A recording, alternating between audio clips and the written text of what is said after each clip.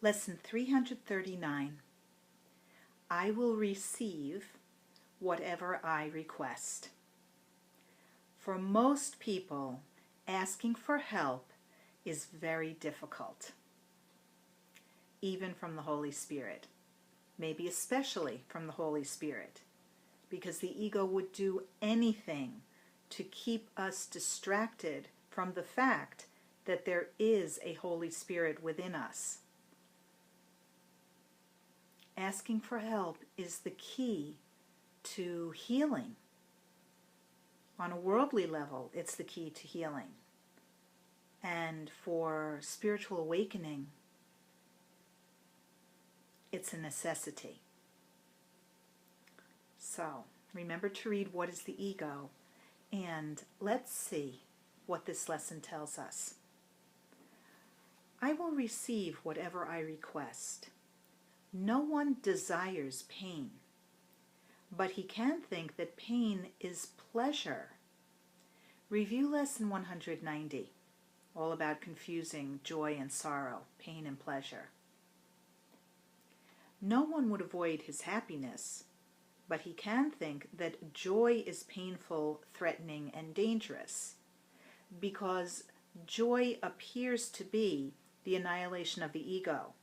The idea of being absorbed back into God's mind often seems like a big emptiness, a huge blankness, some kind of boring constancy. Do you recognize what I'm talking about?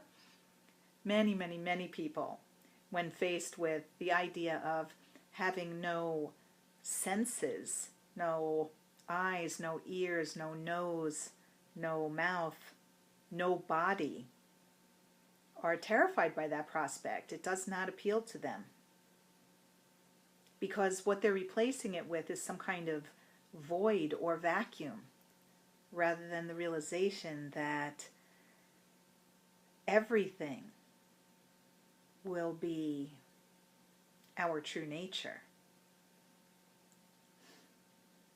The body and its senses and our bodily relationships with other bodies seem so important and enormous to us, and yet they're so tiny and petty and meaningless. Everyone will receive what he requests,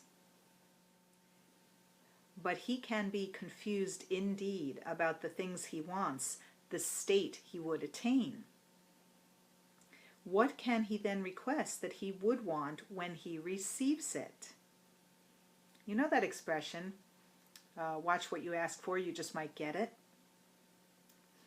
We've been getting what we asked for, and it's a hellish state of mind. To be separated is to be alienated. To be separated is to feel constantly threatened, besieged with guilt. And yet this is what we've chosen, and what we think is better than dissolving back into God's mind.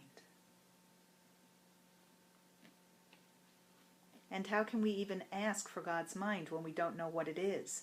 That's why we've been practicing in the workbook, and if you've been reading the text and the manual for teachers, the supplemental pamphlets, you're learning what God's mind is so that you can reacquire a taste for God's mind, for formless, infinite, eternal truth. He has asked for what will frighten him and bring him suffering.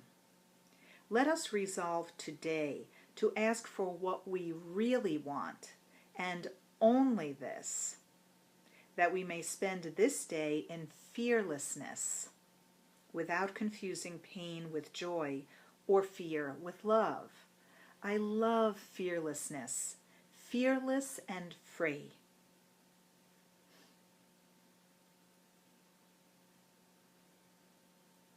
Breathe through that. Fearless and free.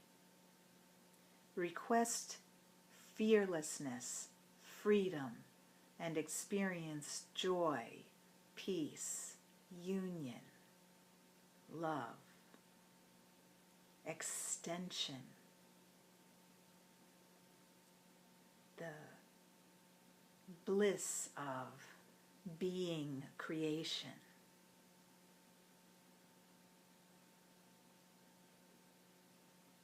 I feel it, just describing it to you. Let's feel it together. Father, this is your day.